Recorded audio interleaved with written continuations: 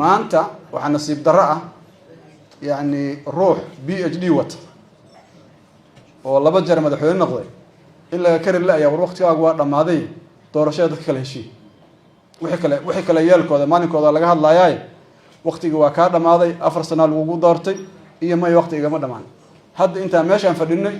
waxa la sheegay inuu yiri afkiisa 2027 may 15 kaad ay dhamaanaysa horta 4 sano ninna ma bedeli karo ogaada gogol nabadeed oo Soomaali colaad uga heshiisay oo dawladnimo kula heshiisay oo qodobo waaweyn looga heshiiyay systemka dawladnimada waa 4.5 la yiri waxa la yiri waa 4 sano waxba lagu soo heshiiyay inuu nin inta iska bedesho suurtagal ma wixii ummadda ku heshiisay hadaa rabto inay wax ku bedesho ku soo noqo asbaab sheeg waa la bedeli karaa laakiin baarlamaanka aan wada ognahay oo qof madaxweyne uu wacay oo xoolihii dalka lagu bixiyay ayaa aniga ii bedelay sax ma aha taas mana la aqbali karo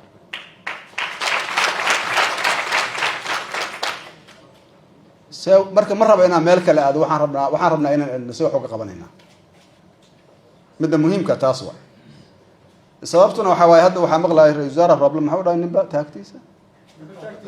ninba taagtiisa taas anaga horta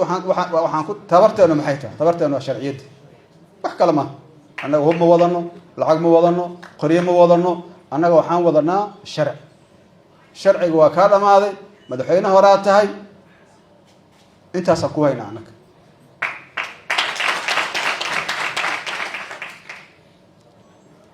waxaan rabaa inaan wax yar dul istaago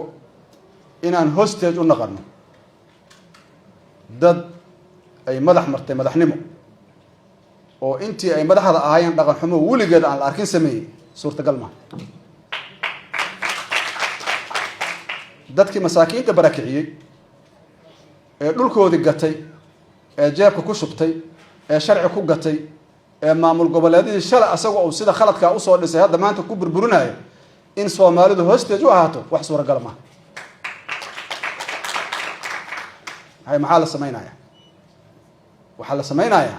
Soomaalina isu timaado gogol nabadeed dhigato iswarsato xagaan ka aadna meesha annaga marna ma rabnaba tilaab kaligeena inaan qaadno tilaab Soomaali u dhanta oo loo midaysan yahay oo laga fikiray oo caqibadeeda la yaqaan rabna ilaan dawladdan sharcigeedu waa dhamaaday waana diideen dadka inay kala heshiiyaan doorasho ninka 4 sano la doortay oo 5 sano ka horeysay 4 la doortay iyo 5 oo ku darsaday la doortay oo la shaqeeyay maxaa u dhiman walaalayaal ilaahay idinku dhaariyay maxaa u dhiman maxaa karaamo ah loo celin lahaa intaas 2 sano la soo dhaaf waa bariyay maanta ugu dambeysay waa bariyay war madaxweynuhu joog madaxweynuhu gacanta aan ku qabanno waa diiday wax alla waxa bani aadam ku caro karo oo ku fogaa karo waa sameey marka annaga hadda wixii meesha ka dhaca ma rabna inaan sheegno aadan ugu xunaa runtii waxaan jeclayn annagoo ayadoo la soo heshiiyay oo doorashadii laga heshiiyay oo road map laga heshiiyay oo doorashadu waqtiga ay dhacaysa la yaqaan oo doorashada la galaa la yaqaan inaan caawid in xafladayna rab madaxweyne Saciid waa ku mahadsan yahay intaas uu yimid intaas uu joogay gacantan ku dhaganeen waana ogolaaday waa ku mahadsan yahay waxaan rabnaa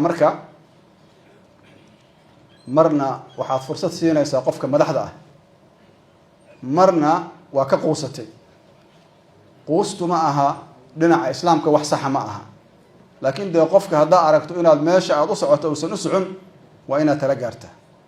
ani caaw halkan waxaan rabaa inaan ka sheego Soomaaliya tasho dhalinyaro diyaar garow in la arko waajibka ku saaran gudo dagaal maaha xabad maaha talawa Soomaalida maanta meeshan ay joogto kuma soo gaarin ciyaar waxay ku soo gaartay wada hadal waxay ku soo gaartay israbid waxay ku soo gaartay inay dawladnimo rabaan ay ku soo gaareen nin madaxiis kuma soo gaarin dadkan Soomaalida madaxweyne Xasan isuma keenin xaq uma laha inuu kala geeyo dhalinyarada aan sheegnay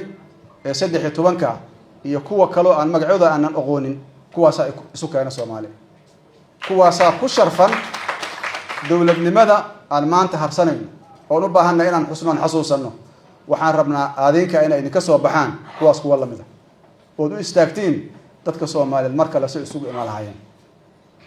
waxaan rabaa walaalkay madaxweynaha hore Xasan Sheekh marka la inaan fursadan ka faa'iideysto madaxweynuhu waa lagu xurmeeyay waa lagu la shaqeeyay waqtigaaga waa dhamaaday madaxweynaha horaata xaqiiqo waa wixii lagu doortay 4 sano ahayn doorashada marka aad galeysay 4 sano ku gashay 5 sano kuma gelin marka meesha hadda aad joogto dalka uga dari